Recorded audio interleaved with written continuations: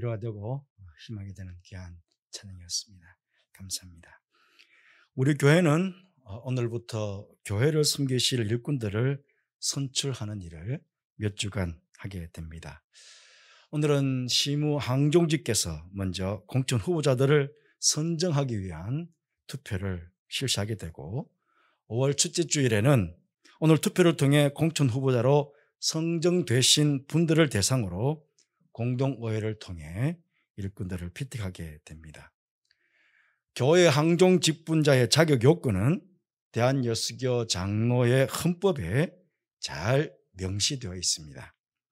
제40조 장로의 자격은 상당한 식견과 통솔의 능력이 있는 자, 제51조 집사의 자격은 단정하고 일구이연하지 아니하며 깨끗한 양심에 믿음의 비밀을 가진 자, 제53조 권사의 자격은 단정하고 참소하지 아니하며 절제하고 모든 일에 충성된 자, 그렇게 요건이 나와 있습니다.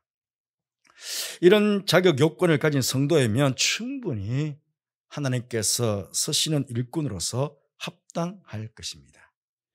하지만 성경에 보시면 이러한 자격 요건 외에도 하나님께서 귀하게 쓰신 여러 일꾼들을 살펴보면 물론 각자가 부족함이 참 많은 가운데서도 나름대로 하나님께 쓰임 받을 만한 여러 귀한 덕목들을 갖추고 있었음을 우리는 보게 됩니다.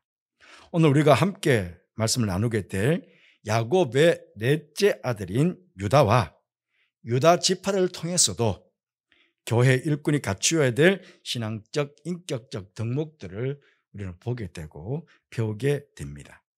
4가지 말씀드리고 싶은데요. 첫째는 유다는 어떤 문제가 생겼을 때 지혜롭게 늘 중재자의 역할을 잘 감당하여 문제를 해결하였습니다. 여러분 창세기 읽어보셨겠지만 창세기 37장에 보시면 동생 요셉이 형들에게 미움을 받아 자칫하면 죽임을 당할 뻔하였습니다. 그때 유다가 형제들에게 이렇게 제안합니다.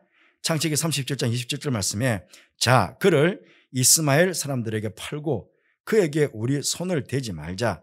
그는 우리의 동생이요 우리의 혈육이니라 하매 그의 형제들이 청종하였더라.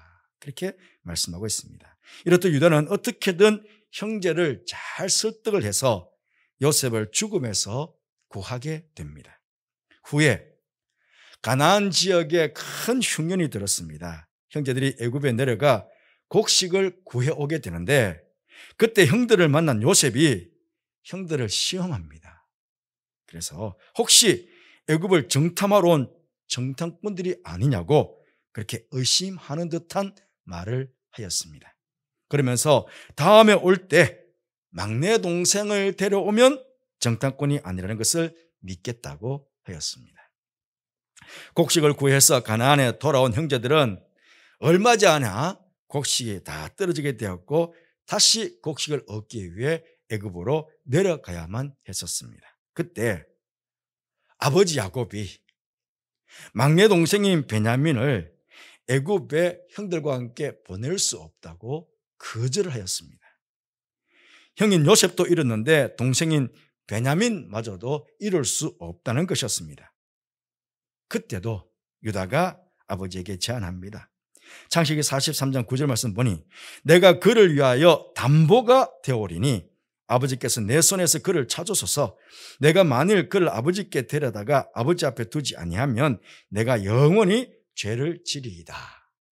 이게 담보가 되겠다는 것은 베냐민의 안전에 혹시 이상이 생겼을 때 자신의 목숨까지 내어놓겠다라는 의지의 표현이었습니다. 그래서 아버지의 마음을 돌이켜 동생 베냐민을 데리고 애굽으로 내려가게 되었습니다. 이렇듯 결정적인 순간에 유다는 늘 중재자 역할을 잘해서 문제를 해결해 나가는 것을 보게 됩니다. 그런데 여러분들도 잘 아시는 대로 중재자가 된다는 것, 이건 평소에 사람들에게 신뢰를 받지 않으면 중재자가 될 수 없습니다. 사람들이 그의 말에 신뢰하지 않으면 어떻게 그의 말을 믿고 그의 말대로 따라서 행할 수가 있겠습니까? 조금 전에 유다가 요셉을 애굽에 팔자고 했을 때 만약 형제들이 유다를 신뢰하지 않았다면 그의 말을 듣지 않았을 것입니다. 그런데 형제들이 청종을 했다고 합니다. 이렇게 가능했던 것은 유다가 평소에도 형제들에게 늘 신뢰받았기 때문에 그의 말을 청종하게 된 것 아니겠습니까? 베냐민을 데리고 애굽으로 내려가겠다고 했을 때에도 유다가 말하기 전에 먼저 장자인 르우벤이 아버지에게 먼저 제안을 했습니다. 창세기 42장 37절 말씀 보시면 르우벤이 그의 아버지에게 말하여 이르되 내가 그를 아버지께로 데리고 오지 아니하거든 내 두 아들을 죽이소서 그를 내 손에 맡기소서 내가 그를 아버지께로 데리고 돌아오리이다. 여기 보시면 르우벤도 사실 대단한 말을 했죠. 두 아들을 죽여라고. 만약에 베냐민을 데려오지 못하면 정말 결연에 찬 의지를 베냐민도 이 르우벤도 보인 것입니다. 그런데 르우벤의 말이 아니라 유다의 말에 아버지는 마음을 돌이켜 베냐민을 데려가게 하였습니다. 장자인 르우벤보다 유다가 더 아버지에게 신뢰감을 주었기 때문입니다. 여러분, 주님의 일을 하면서도 우리는 많은 경우에 중재자가 되어야 될 때가 있습니다. 교회 일을 하다 보면 크든 작든 서로의 의견이 달라지게 되면서 여러 문제가 나타나게 됩니다. 여러 문제를 만나게 됩니다. 그때 누군가는 중재자가 되어서 서로의 의견을 일치시키면서 문제를 해결해 나가야 합니다. 그런데 어떤 사람들은 또 문제를 만들어가는 사람들이 있죠. 교회에 보면. 그런데 문제가 생겼을 때 서로에게 신뢰를 줄 수 있는 사람, 신뢰를 줄 수 있는 사람이 중재 역할을 하면서 그 문제를 해결해 나갈 수가 있는 것입니다. 우리 교우들 중에 함께 신앙생활하는 가운데 평소에 여러분들에게 신뢰감을 주는 분들이 계셨을 것입니다. 그런 분이라면 교회 장로가 되고 집사가 되고 권사가 되어 교회 문제들을 잘 해결해 나가게 될 것입니다. 그런 분들을 피택할 수 있는 여러분들 되시기를 바랍니다. 그리고 오늘 예배를 드리시는 여러분 모두도 유다처럼 누군가에게 신뢰를 줄 수 있는 성도들 되시기를 바랍니다. 그래서 서로 간에 어떤 문제가 생겼을 때 중재자가 되어서 그 문제를 잘 해결해 나갈 수 있는 그런 성도들 되시길 바랍니다. 교회 안에는 문제를 만드는 사람이 있는가 하면 문제를 해결하는 사람이 있습니다. 문제를 해결하는 사람이 바로 일꾼이 되어야 된다 하는 이야기입니다. 그는 바로 중재자, 피스메이커인 것입니다. 둘째로 유다는 기꺼이 자신을 희생할 줄 아는 사람이었습니다. 베냐민을 데리고 두 번째 애굽에 내려간 형제들은 곡식을 사서 가나안으로 돌아오게 되는데 그 돌아오는 길에서 문제가 생겼습니다. 물론 요셉이 꾸민 일이었지만 요셉의 청지기가 형제들을 급하게 따라와서는 주인의 것을 도둑질하였다고 책망하면서 자루를 풀기 시작했습니다. 곡식 자루를. 그 베냐민의 곡식 자루에서 요셉의 은잔이 발견이 된 것입니다. 애굽으로 다시 돌아온 형제들에게 요셉은 은잔을 훔친 베냐민만 노예로 삼고 다른 형제들을 돌려보내겠다고 하였습니다. 그때 유다가 그동안에 있었던 과정들을 쭉 이야기합니다. 그 보면 아버지부터 해서 쭉 이야기를 하면서 마지막에 43장 33절 말씀 이렇게 말합니다. 이제 주의 종으로 그의 아이를 대신하여 머물러 있게 있어 내 주의 종이 되게 하시고 그 아이는 그의 형제들과 함께 올려보내소서. 당연히 은잔을 훔친 베냐민이 종이 되어야 한다고 할 수 있는 그런 상황이었음에도 불구하고 또 유다는 자신이 잘못도 아님에도 불구하고 아버지와 동생 베냐민을 위해서 기꺼이 애굽에서 요셉의 종이 되겠다고 희생을 자처한 것입니다.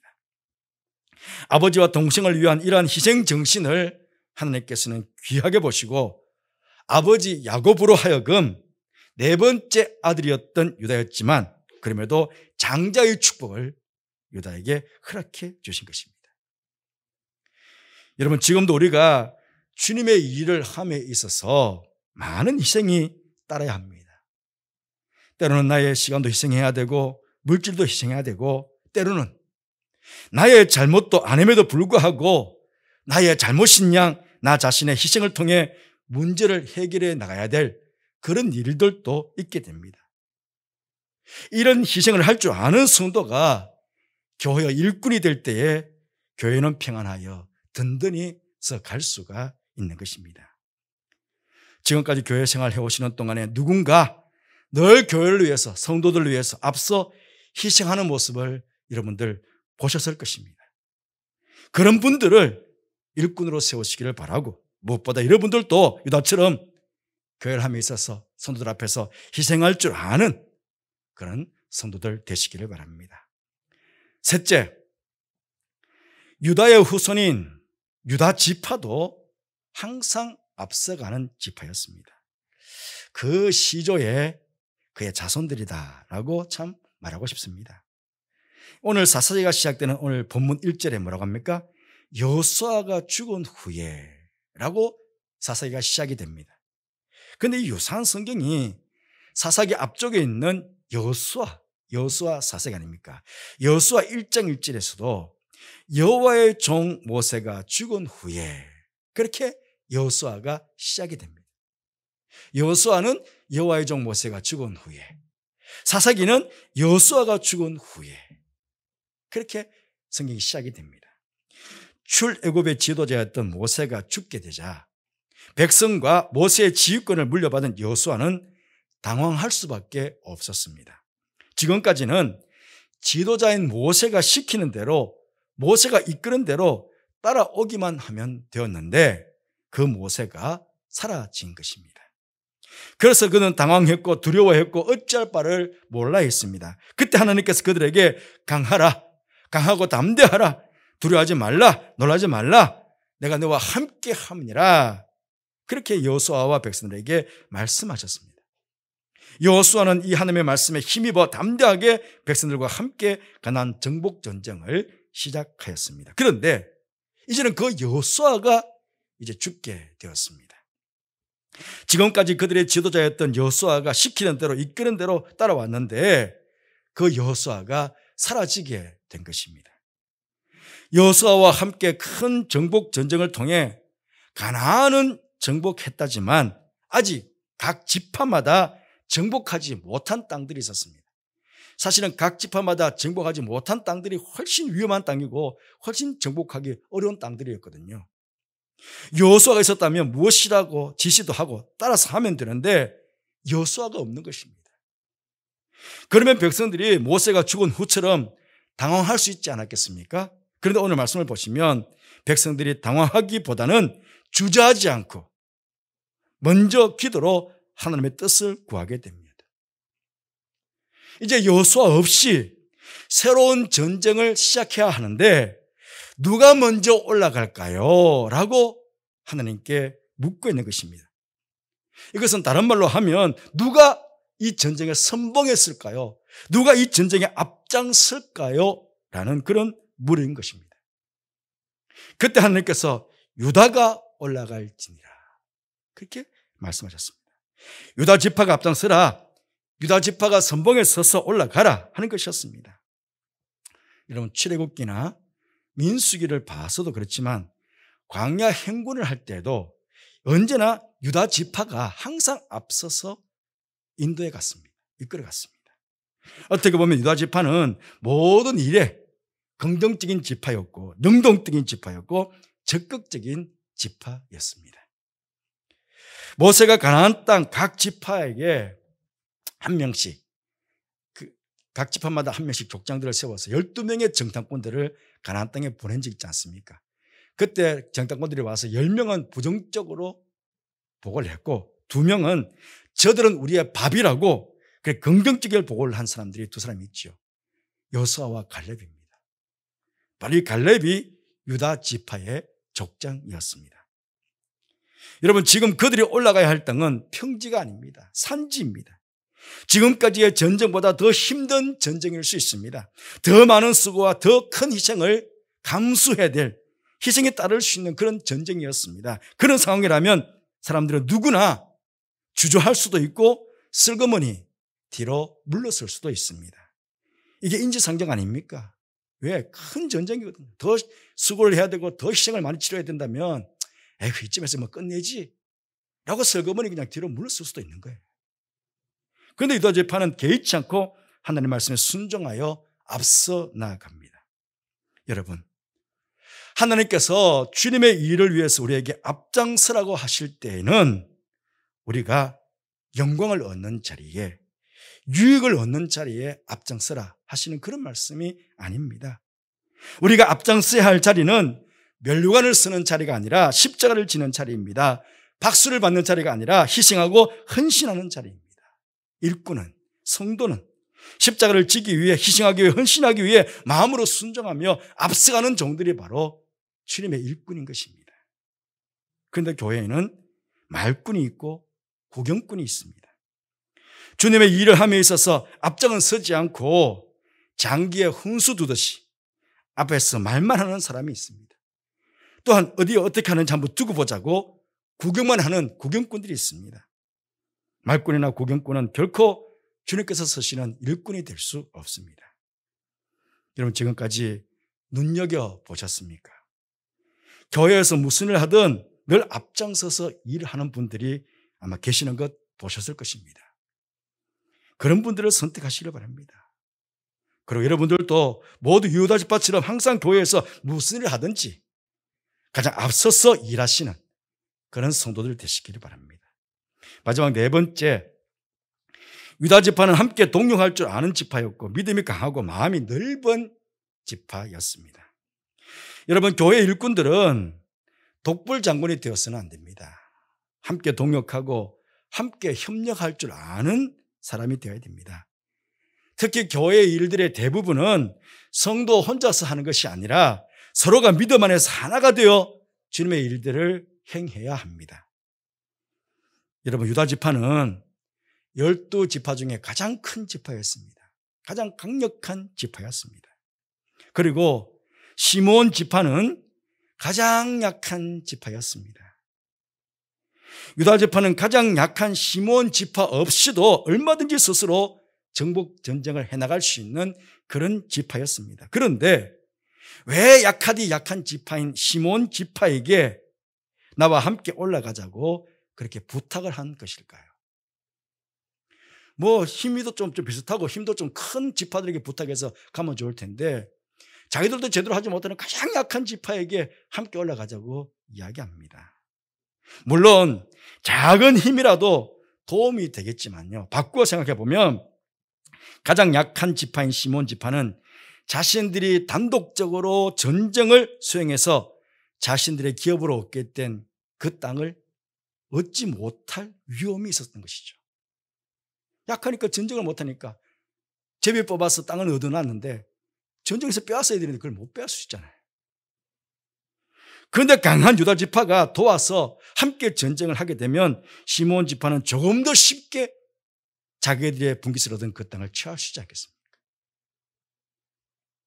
여러분, 로마서 15장 1절 말씀에 믿음이 강한 우리는 마땅히 믿음이 약한 자의 약점을 담당하고 자기를 기쁘게 하지 않을 것이라, 그런 말씀이 있습니다.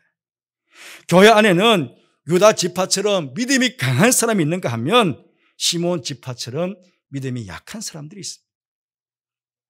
믿음이 강한 항종 직분자들이 믿음이 약한 성도들의 그 약점을 잘 담당하는데 어떻게 넓은 마음으로, 넉넉한 마음으로.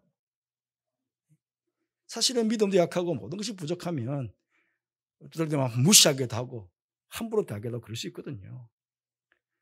약하지만, 모자라지만, 부족하지만 넉넉한 마음으로, 넓은 마음으로 그가 나처럼 믿음이 강한 자가 될 때까지 그렇게 세워나가는 것, 그게 바로 믿음이 강한 자, 그게 바로 항종 직분자들이 해야 될 역할이라는 것입니다. 교회 생활 해오시는 동안에 교회 안에 믿음이 강하고 넉넉한 마음, 넓은 마음을 가진 성도들을 여러분 보셨을 겁니다. 그분들을 항종직으로 피택해 주시기를 바랍니다. 그리고 여러분들도 모두 이런 유다 지파처럼 믿음도 강하고 마음도 넉넉하고 마음도 넓은 그런 성도들이 다 되시기를 바랍니다. 바라옵게는 유다 지파가 보여준 이런 아름다운 덕목들을 우리가 잘 배우고 또 이것들을 우리가 잘 갖추어서 하나님께 귀하게 쓰임받는 그런 하나님 일꾼들이 다 되었으면 좋겠습니다. 우리 모두 그렇게 하나님께 쓰임받게 되기를 주님의 이름으로 축복드립니다. 기도하겠습니다. 하나님, 일꾼 피택하는 일을 앞두고 유다와 유다 지파의 귀한 신앙적 인격적 덕목들을 보게 하시니 감사합니다. 하나님, 우리 헌법에 명시된 대로 황준 직분자의 자격을 쫓아서 우리가 일꾼을 세워야 되겠지만 또 여러 부분에 있어서 유다와 유다 지파처럼 이런 아름다운 덕목을 가진 성도들이 뽑혀지도록 하나님께서 이끌어 주시고, 또 아버지의 모든 염치나 가족들은 모두가 유다와 유다 지파와 같은 이런 신앙적 인격적 덕목들을 잘 갖추어 하나님 나라에서 하나님의 귀한 일꾼으로 쓰임받는 우리 모두가 되게 하여 주옵소서. 함께 하실게 감사를 드리며 예수님 이름으로 기도드리옵나이다. 아멘.